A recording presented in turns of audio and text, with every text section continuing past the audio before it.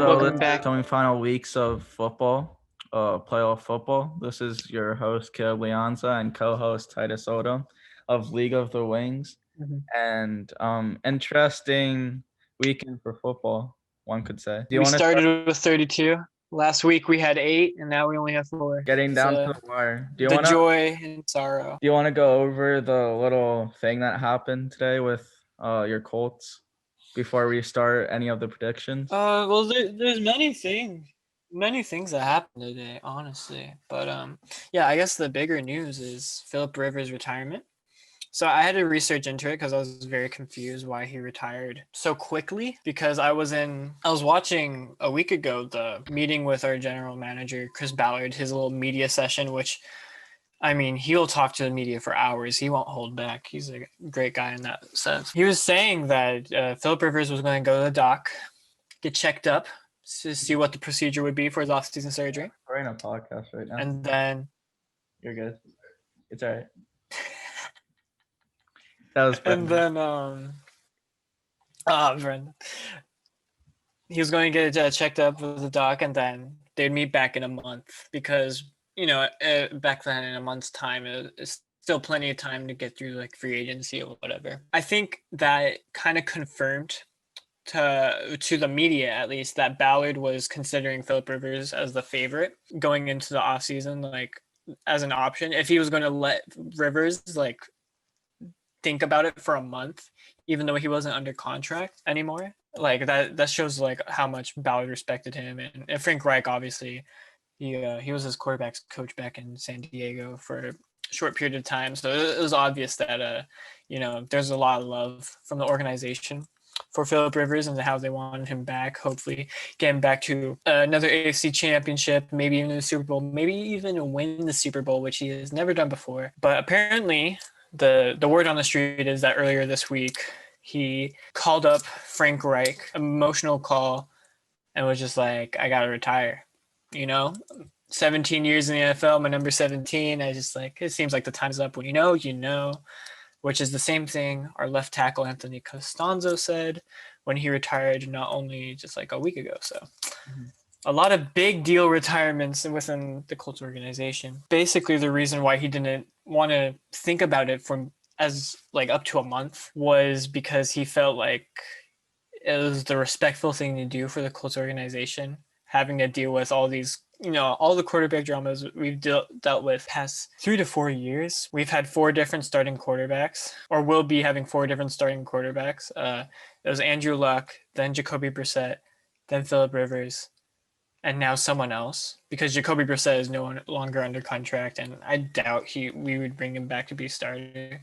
So 4 different starting quarterbacks in 4 different years. He just felt like it was a respectful thing to do that. If he was going to retire, he would just, let them know immediately. So that way they can really like look into trades and whatnot. Another interesting bit about how the story broke is that he talked to a guy in San Diego. I think he works for the San Diego Tribune, who covered him a lot. Most of his career, he had 16 seasons with San Diego. Well, not 16 seasons with San Diego, but 16 seasons with the Chargers, most of which was in San Diego. So this reporter covered him for a long time, and Phillip Rivers felt like, it's a big deal to break that big story to the rest of the world. So he was like, what, I'll let you have it. He talked to the reporter and was like, you can break the story to everyone. And so I just really like that kind of like commitment and like ride or die sort of, that's kind of the values he like really is firm upon.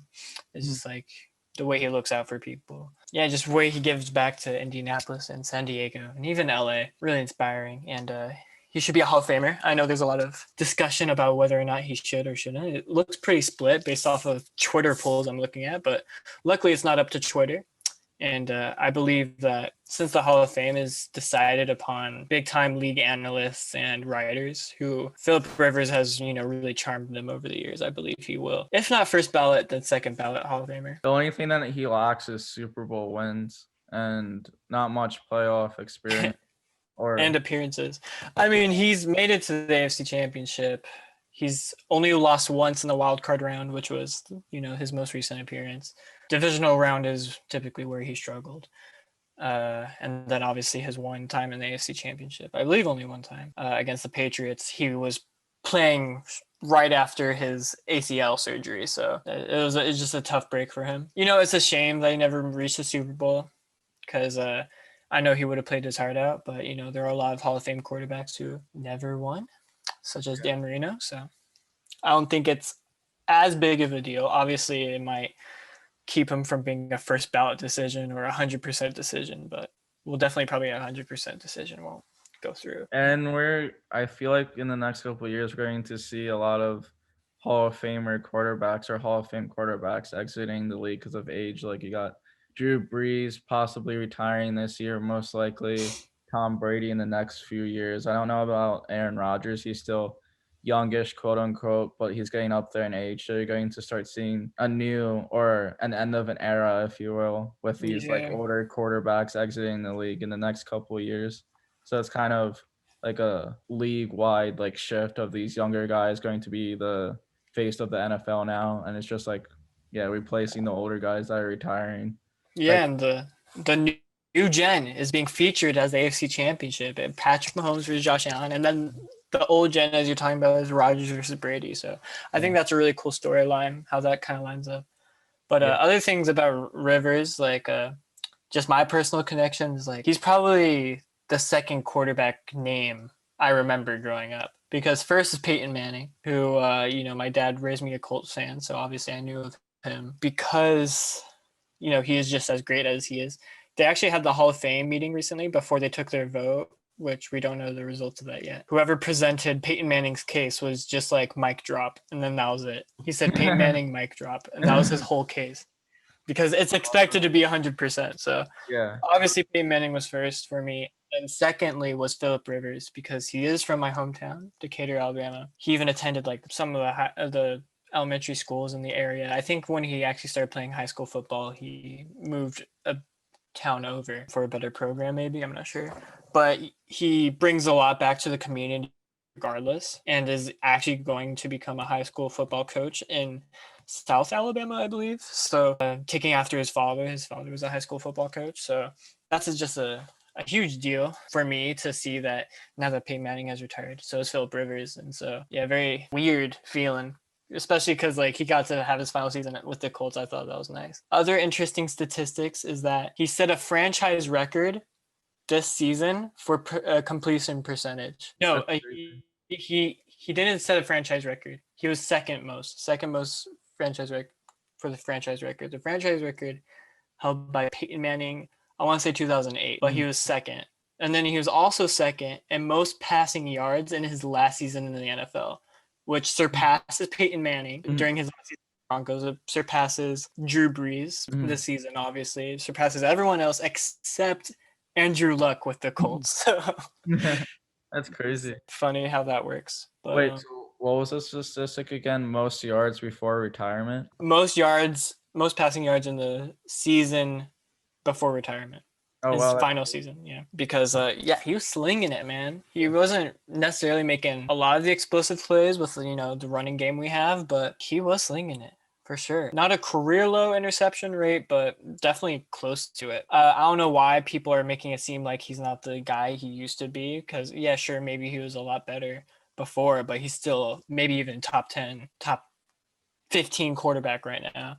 Or like was from the starting quarterbacks that played this season. Like I don't think that even should be like an argument for me, just having watched him play and his leadership especially. So a little breaking news today about the Colts with Rivers retiring. But do you want to go over to our predictions now of last week?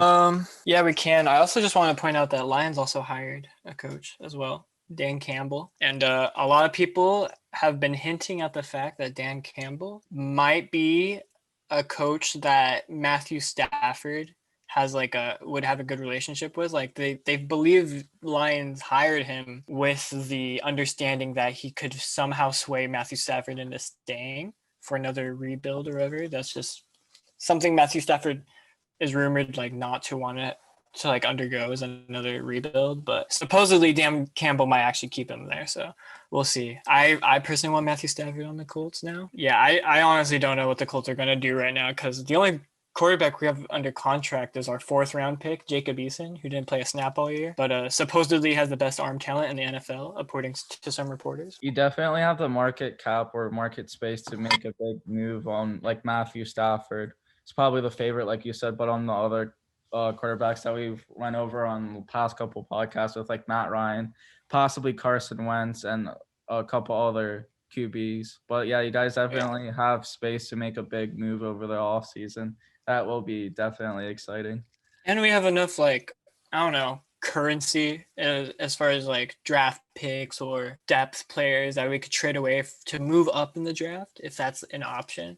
Because I know how much Chris Ballard loves to do his shenanigans in the draft, trading away picks and whatever. That's also an option. And I mean, just look at like the Atlanta Falcons right now. They're going through like cap space hell. Like they're probably willing to trade away just about any star on their team except Calvin Ridley, who is supposedly the wide receiver of their future. Yeah, I mean, like there are going to be teams that are not as fortunate as the Colts to have, good cap space organization. And so hopefully Colts will take advantage of those teams.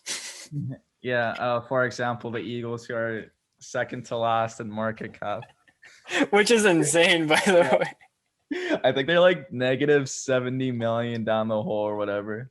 Yeah. Which is, I mean, to be fair though, you have a lot of star players. Yeah. I mean, as bad as a team as you were this season, yeah, you still had a lot of star players. Yeah. Had a lot of star players.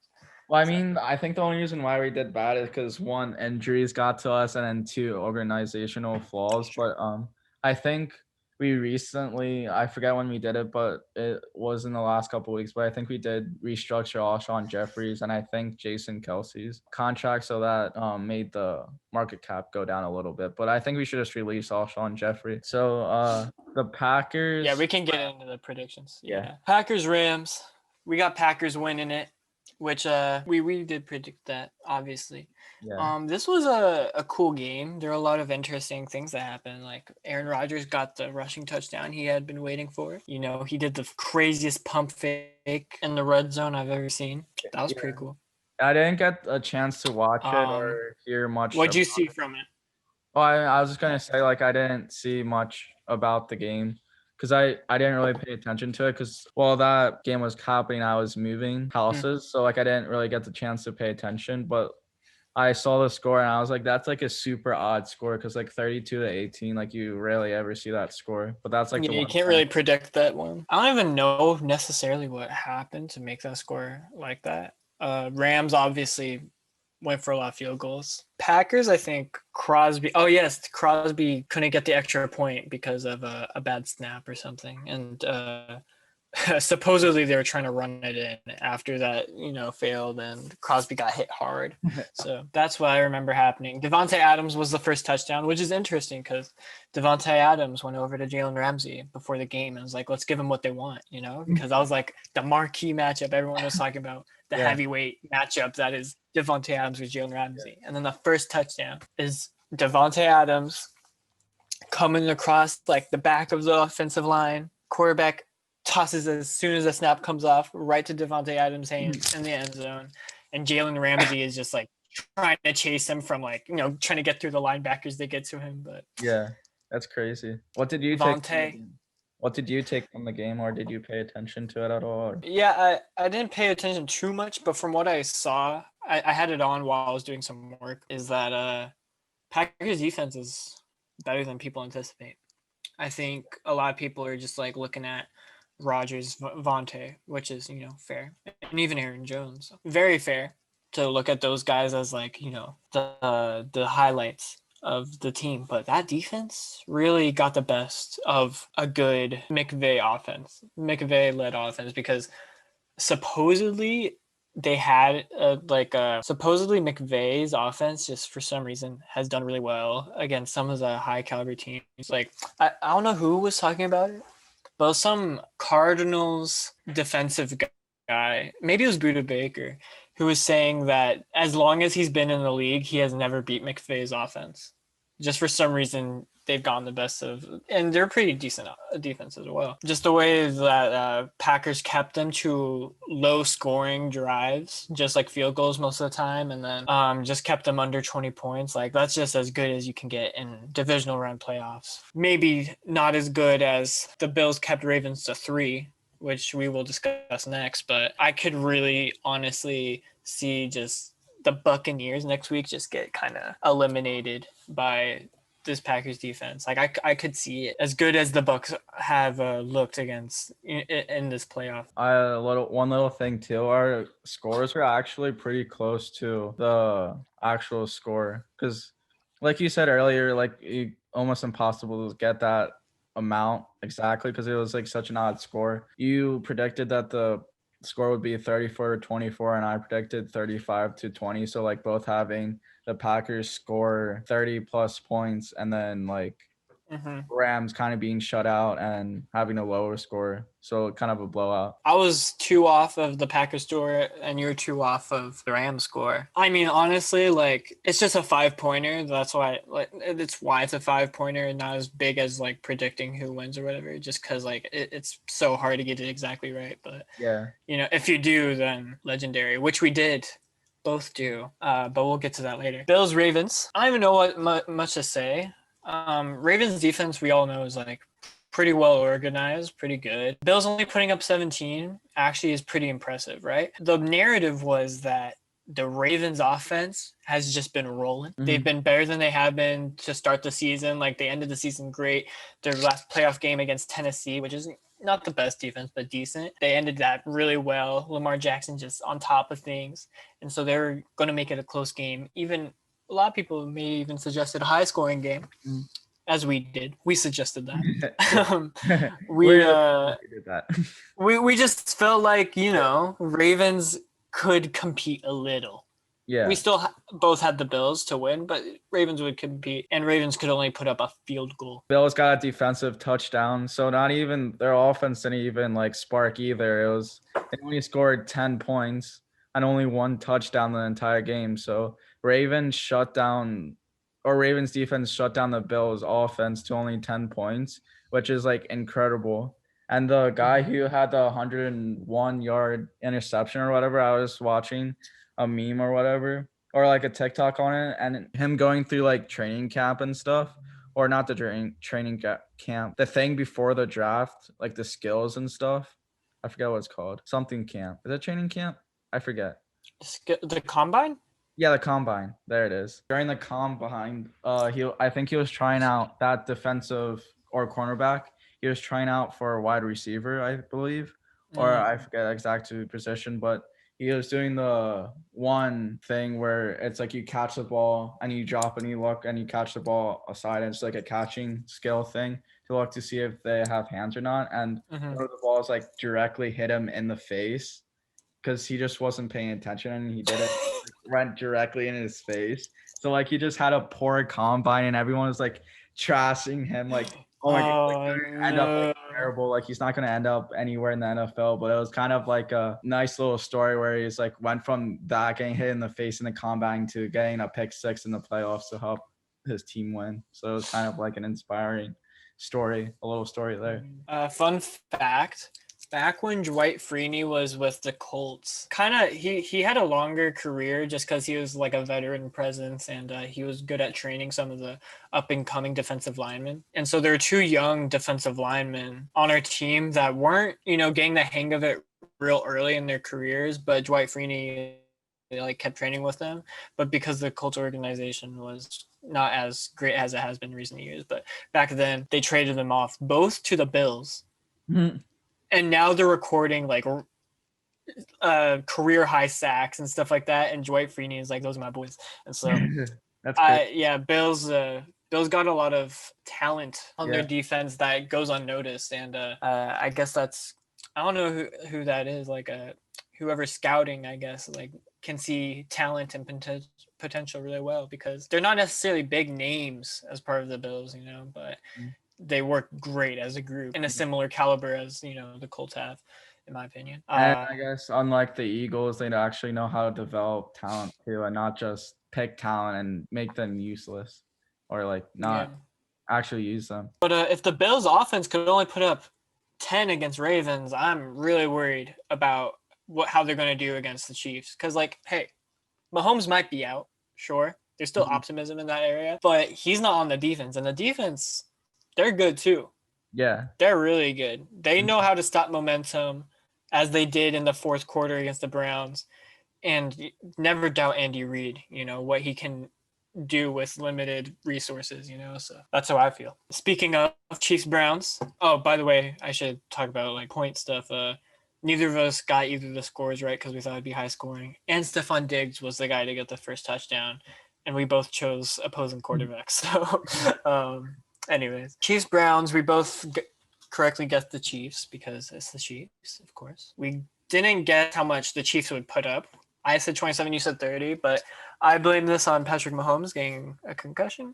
Take it or leave it. But we both got the Browns score right in 17. That's actually that was kind of funny because if you remember last week, I was like, I don't want to pick the same score as you did for the Chiefs because like, or you said the points or whatever. I was exactly thinking like 27-2 for my number for the Chiefs, but just to be like different or whatever, I'll change my score for the Chiefs. But then I ended up picking the same score for you with the Browns, and that like saved me. And Mahomes got the first touchdown. So maybe he didn't get the last laugh because he got concussion, but he did get, started off things right for the Chiefs. And I said Jarvis Landry, you said Le'Veon Bell. Was Le'Veon Bell even playing? Because it seems like there's another running back in town who's rushing it. He got a couple. Like I don't even know if I saw Le'Veon. I saw him for a series, a I think.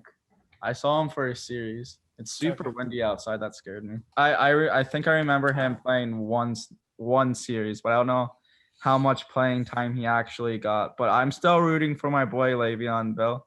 I'm looking up his stats now. Yeah, Le'Veon Bell didn't really do much. He only had 2 carries for 6 yards.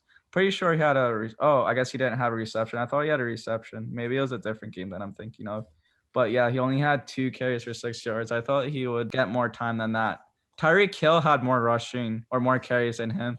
Tyreek Hill had like 3 carries for 9 yards. So yeah, Tyreek is a Swiss Army knife. So that's crazy. Yeah, not much to say. I guess the big news is Patrick Mahomes going out with a concussion, him just not looking good.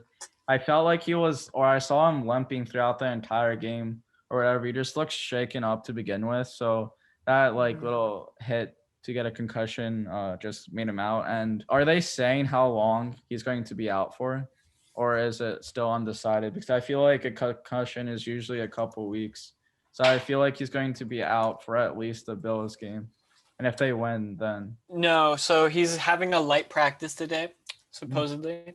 And it's not confirmed whether or not he'll play. But apparently within the organization, there's optimism that he can still play, which actually happened with one of the closest players. They got concussed during a game this season, and they came back the next week. So yeah, for whatever reasons, concussion protocols in the NFL they still leave room or possibility for you to not miss any games. I saw like another. I was just gonna say I saw another meme like Tyreek Hill and Andy Reid like lifting up Patrick Mahomes. It's like you're going to play this week like regardless, and it was like a fun little thing. Oh my god. So here's the stat I want to say is Chiefs are the first team to host 3 straight conference championship games since the 2002 to 2004 Eagles. Ooh. Andy Reid coached both teams. That's awesome. So Andy Reid is just superior. I'm telling you, as we know. I say he's the best coach in the league, and the only reason why he's not, okay. I think he would be the best coach in the league. Let me rephrase that, but I think he would be the best coach if he had more Super Bowl wins.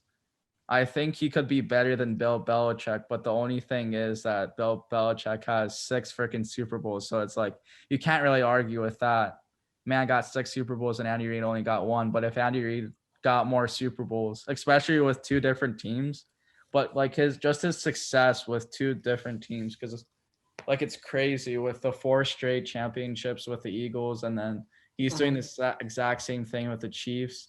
And the Chiefs were 2-14 the year before Andy Reid got on, and instantly he made him like in a winning team, 11-5 team, I'm pretty sure. So it's just the turnaround he had. The only bad season was the last year with the Eagles when he went 4-12. And here's the thing, dude, is like I think Andy Reid has just been waiting for the right organization or the right moment, because when you think of the Patriots, like Bill Belichick was there for a bit, and they were good, and then Tom Brady came in, and then they were a dynasty. And that's the thing about great coaches, is like even before the star quarterback comes in, they can still be good, and Bill Belichick manages that. And with Andy Reid, when it was Alex Smith for 5 straight seasons, they were still winning records. Like they were still making playoffs. And then Patrick Mahomes comes in, and now everyone's saying they're the future dynasty, or like we're living in the beginning of the dynasty. We just don't really know it yet. Yeah, I think that's really cool. Is that Andy Reid has always been like super consistent, just using whatever he has. He's just been waiting for the right moments, in the same way that the stars aligned with Bill Belichick and Tom Brady and all the great players Bill Belichick managed to collect on his defense and whatnot. The only thing that Andy Reid has against him is age, because he is 62 years old. I mean, we see coaches play in their 70s, but the oldest coach is Pete Carroll at 69. But he's getting up there in age, so the time to get in the last few Super Bowls is ticking. There's some Eagle teams as well that Andy Reid just flip-flop that made them playoff teams that shouldn't have not been playoff teams to even begin with. So yeah. I'm glad that he's actually getting his Super Bowl wins, if he actually managed to win this year as well, back to back. But I'm glad to see him having success, being an Eagles fan as well. Yeah, so at this point, we were tied in scoring for this little prediction thing. It all came down to Saints versus the Buccaneers, in which I said, you know what? Saints are going to clean sweep them. Bucs may put up more of a fight than they did in previous games, but Saints, just for the sake of Drew Brees' last home game, just let him win, Tom Brady's already had enough playoff wins. Let Drew Brees have his home playoff win that, they rarely ever get for whatever reason. Freaking losing at home to 7-9. No, they actually lost away to the 7-9 Seahawks team. Never mind. I'm getting at. They just don't have great luck in the playoffs until they came across the Indianapolis Colts in the Super Bowl, who were supposed to be 16-0, but we, dropped the last game to rest our starters, and then for some reason we lose to those freaking Saints. Yeah. Anyways, that's all in the past. Different organization. I think you're still a little salty about that one, though. No. I'm just, I'm giving context is all. Yeah. So Saints, actually, they started pretty well, I would say. There was this kickoff guy who was just dominating that field, man. He nearly got a touchdown, but it got called back by a flag. And I was like, wow, this guy's great. And then he gets injured mid-game and is taken out. And I was like, honestly, if he didn't get injured, he may have won that game for him, because he was just getting yards on those kickoff returns. It was crazy. Yeah, he was juking people out, spinning out of tackles. I was like, oh my God. Yeah, that's crazy. And then another little star out of nowhere was Tre'Quan Smith as well. He had 3 receptions, 85 yards, and 2 touchdowns for the Saints. And he was getting on a roll, and that's what helped the Saints get to an early lead. I didn't know what the hell. Freaking Drew Brees had 3 interceptions. It was bad. It was a bad last game. Jameis Winston had 1 pass attempt for a completion for 56 yards and a touchdown. That one being... It was a beautiful one. That was such an amazing play. I saw that live, and I was like, holy crap. I really hope that it doesn't get called back, because there was a flag. But then they ruled it no foul. So that was pretty amazing play. It was kind of an awkward game, because towards the end, the Buccaneers defense just made it a shootout. Oh, not a shootout, but blown away, where I think it was 2 interceptions for Drew Brees in the fourth quarter that kind of sealed the deal for the Bucs. So the Bucs defense stepping up for the Bucs offense, and it was a 30-20 score. Yeah, I wanted to give credit to the guy's name who got those punt returns. It was Deontay Harris. I had him in FanDuel, and I was screaming. I was like, what the heck? Freaking he gets that punt return for a touchdown, and it gets called back, and then he gets injured. So he had the worst of luck. Because I had to get a lower guy, because I was my money was short, so I had to get a lower end, and he was my lower guy, and he ended up getting hurt. So I was all pissed off for that too. Yeah, that's lame. Brady only got sacked once, which is pretty good. I thought New Orleans would have done better defensively. I felt like they were pretty not explosive, but like consistent at least. And obviously, Bucks defense helped get them the ball back a lot. So, defense just got tired and whatever. Yeah, I wasn't expecting Bucks to necessarily do that well. 30 points is pretty good. Everyone was saying Antonio Brown would just pop off for some reason. Everyone was saying that he would start looking like old AB. And he only got 1 reception for 10 yards off of 2 targets. So who was it who led in receiving yards? Cameron Brate for the Tampa Bay Buccaneers. 5 targets, 4 receptions, 50 yards. No touchdowns, though. I don't know what is with this Bucs team, but they just got so many good playmakers and receivers. Yeah, I still don't understand how they only went 11-5. I felt like they should have had a better record than what they did in the regular season, but they're making up for it in the playoffs at least. I mean, 2 of those losses were to the Saints, who just had him on lock for some reason in the regular season. So besides that, they were 11-3, and those other 3 losses, I don't even remember who they lost to. Green Bay Packers was one. I want to look. The Packers. No, they beat the Packers. Oh, they beat the. Oh wait. Oh, okay. Never mind. I knew they destroyed the Packers, which is like the narrative is like that was Aaron Rodgers' worst game, and so he's coming back with vengeance or whatever. I knew. But the Buccaneers lost. You can go. Sorry. The Bears. And I think the Rams. Oh wait, I remember the Bears game. I remember. Yeah, Bears, Rams, and Chiefs. Bears, Rams, and Chiefs is who they lost to. All playoff teams. They didn't have any loss that was to a non-playoff team. I mean, Bears is the Bears, but playoff team. I don't think the Bears should be a playoff team, but with the Packers game, I remember it being a blowout. I just forgot who got blown out by who. So yeah, that was just a interesting way to end while divisional weekend. Poor Drew Brees. I mean, I'm not a big Drew Brees advocate for obvious reasons. It was just like I had secondhand embarrassment for him, throwing 3 interceptions in his final game. I was like, wow. The fact that people can tell Colts to just let Phillip Rivers retire and that they shouldn't, even if he wasn't retiring, they shouldn't bring him back because he's too old, he's washed or whatever. He didn't have a game where he tossed 3 interceptions. Yeah. He was looking so good this year, like completely top caliber starter material. Like he was not looking like Drew Brees at all. And it's just like the fact that people can make that comparison is just so insane to me. Drew Brees obviously record-setting career, and not to diss him or anything, but his organization didn't necessarily do him the justice he deserved. He at least got a ring from it, so yeah, I'm just looking to him and that career. Yeah, I'm just looking up the stats between Phillip Rivers for this year and comparison to Drew Brees's like last year, comparing like the last 2 years for Hall of Famers possibly. Drew Brees is a definite Hall of Famer, but I feel like Phillip Rivers is also a definite Hall of Famer as well. But Drew Brees last year, 70% completion rate, 2,942 passing yards, 24 touchdowns for 6 interceptions. And then comparatively to Phillip Rivers, he had 68% completion rates, 4,169 yards, 24 touchdowns, and 11 interceptions. Phillip Rivers had a better season than Drew Brees, except for the interception and the completion rate.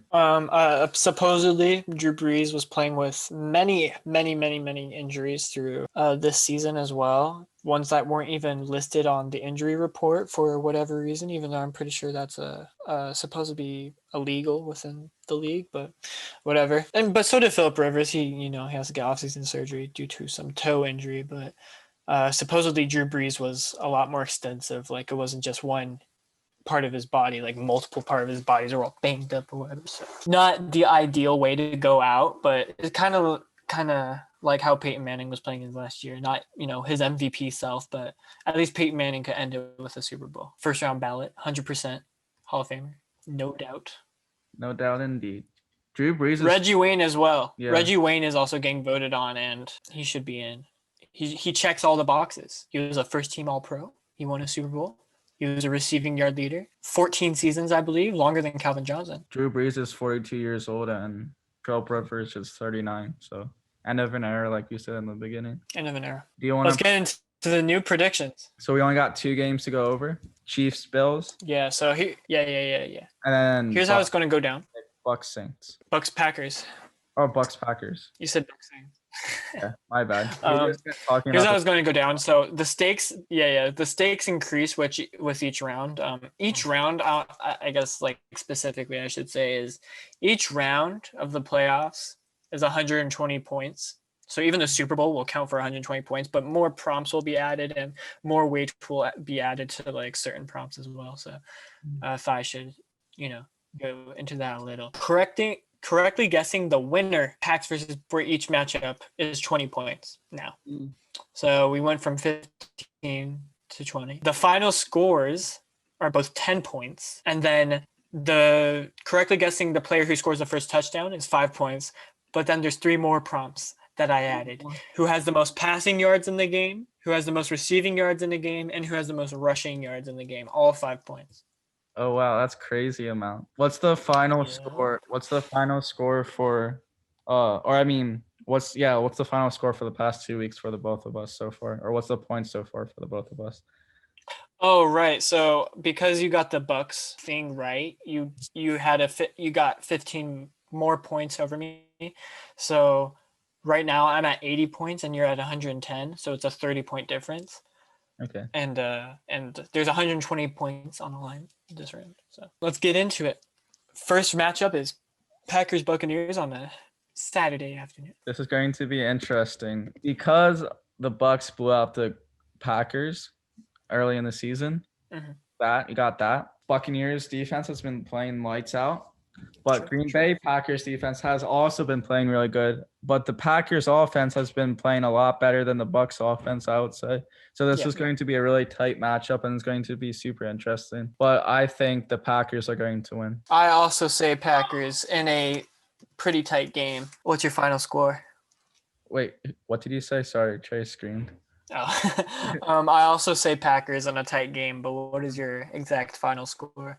My exact final score is 24-20. Packers win. 24-20 Packers. So I actually wrote this out beforehand, and I also have it by a 4-point lead for the Packers, but it's 27-23. Oh, wow. That's actually really close. So, we'll see, man. We'll see. Okay, so I guess most passing. I guess I'll list off all the players I think, and then you can list off all the players for like this bang bang little categories that we have. So most passing yards, I think, is going to be Aaron Rodgers. Okay. Most receiving yards is going to be Devontae Adams. Most rushing yards. Okay. Most rushing yards is going to be Ronald Jones, I think. That's their running back name. And then the first to score is going to be a Chris Godwin touchdown. You're joking. No. Dude, I wrote all of this down beforehand and we got the exact same 4. What? Aaron Rodgers, Devontae Adams, Ronald Jones, and Chris Godwin for first touchdown. What? How is that possible? I don't know. But I didn't think you'd go Ronald Jones because technically Leonard Fournette is also like kind of in the 4th. But you said Ronald Jones with me as well. That's crazy. And we also have like the Packers winning and stuff. The only thing that's different is the score. That would be crazy if I guessed or got said the same score as well. But the only reason why I said Ronald Jones, I was thinking either Ronald Jones or Aaron Jones. But I picked Ronald Jones because it's like the underdog and I had him throughout the fantasy week too. So like he can put up like a lot of rushing yards if he goes off. So yeah, that's why I picked him. I was kind of saying Fournette too, but I don't know. But that's crazy that we got all of them. Dude, we went through the first 3 and then I was like, okay, no way he takes Chris Godwin. And then you say it, I'm just like, well, that's fucking crazy. What if we do this? Yeah, what if we do that again? Say, No way. yeah, that would be impossible. If you, I really doubt that you take at least a couple of the guys I got for the Chiefs Bills, but we'll see. Yeah.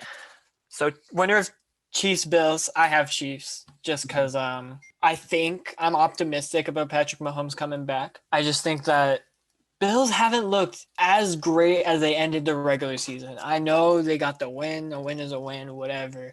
But I don't think they've looked, at least offensively, I don't think they've looked as great against a Colts defense and a Ravens defense, who I felt like both did pretty decent. But Chiefs defenses, they've played together for many seasons now. Not much has changed within that group, and they've won a Super Bowl together. So it's like all the experience and everything. I just feel like they probably will have Josh Allen's number. Yeah, I don't know. We'll see. I feel like Chiefs offense may struggle a little because Bills defense is really that good, but I feel like play calling and just the fact that the Chiefs are who they are is just like it'll get them over that sort of hump. So I feel like it might be like really back and forth to begin with, but Chiefs will close it out. So what do you think? I've been going back and forth all this week between the Bills and the Chiefs on who's going to win because it all depends on Patrick Mahomes, I think. But if Patrick Mahomes returns, I think Chiefs will take it. But the hard thing is like it's not 100% that Patrick Mahomes is coming back, right? So like if Patrick Mahomes is not going to play, then I would say Bills. But it's all dependent on Patrick Mahomes, because if Patrick Mahomes is like finally ruled out, then I would go pick Bills. But like at this point, we don't know for certain. And who knows? Patrick Mahomes may not just like completely healed or healthy or like able to be his true self against the Bills, even if he does play. So yeah, take that into account. I'm going to pick the Chiefs. I'm not gonna like it. I'm going because I just don't feel good about this one at all. And I have the Chiefs. It's going to be like a very close game. I'm going to say 35-34 Chiefs. Wow, that would be an insane game. Yeah, very close. I have Chiefs. Let's go 31. I actually didn't write this down yet, the final score. I think I'll have Chiefs 31, Bills 28. I think Bills will get lucky and get like 4 straight touchdowns or whatever. Well, not lucky, but like I don't think they'll have to deal with a field goal issue or anything like that. I feel like, in general, they may struggle against the Chiefs defense, but, they'll still manage off of 4 drives to get the touchdowns they need to keep themselves in it. Whereas Chiefs, I feel like they might have to settle for more field goals than the Bills would have to. So yeah, maybe even a field goal to close it out. Who knows? Nonetheless, I still think it's going to be a close game. Yeah, exactly. What you got for the stat people? Here's my stat line going down the list. I got Josh Allen, most passing yards. Cole Beasley for most receiving yards. Clyde Hilaire for the Chiefs. Am I saying it? I forget his entire name. Clyde Edwards-Hilaire, I believe. So he's going to have the most rushing in the game. Okay. And the first going to score is going to be a Travis Kelce touchdown. Am I forgetting anything? No, that's all 4. Did I get all so yours? No. We share 2 of the 4. I thought you would have chose Josh Allen like I did. Mm-hmm. And I thought you may have went with Stephon Diggs like I did. Yeah, I could see Cole Beasley also doing it. I just feel like Stephon Diggs is that guy. Yeah. Rushing yards, I also have a different Chiefs member, and it's Darrell Williams. Oh, really? Showed like really, yeah, he was really good against the Browns and whatever, and he got some good carries, and so that's who I went with. I also shared Travis Kelce for first touchdown. Dang. My boy.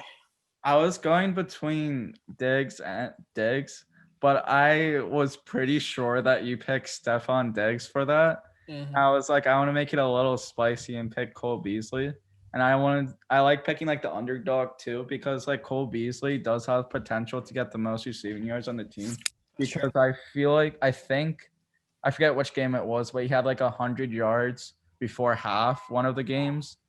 It was towards the end, but he has potential, and I think Josh Allen may spread the ball. But it's kind of crazy that we're not saying Travis Kelce or Tyreek Hill as the most receiving yards for the game.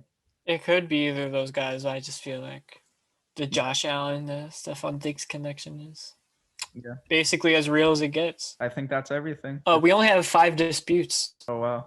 right? Oh, 6. 6 disputes.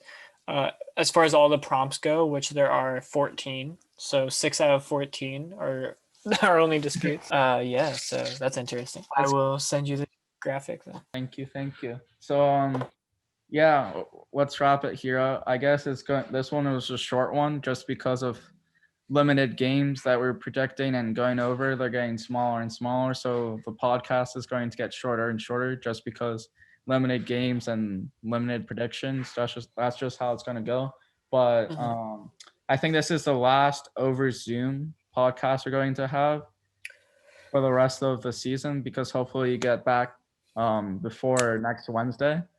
And well, the Super Bowl won't be the next weekend anyway. So. That is true. So maybe we will, deliberate a little.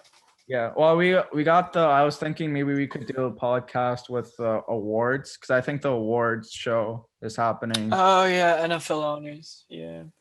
And I was thinking maybe we could do one of that, or do like a small podcast on that, because I think we did predictions on who the MVP is going to be and stuff. So we could go over those predictions, maybe possibly before the Super Bowl. So maybe a short little one on that, I was thinking.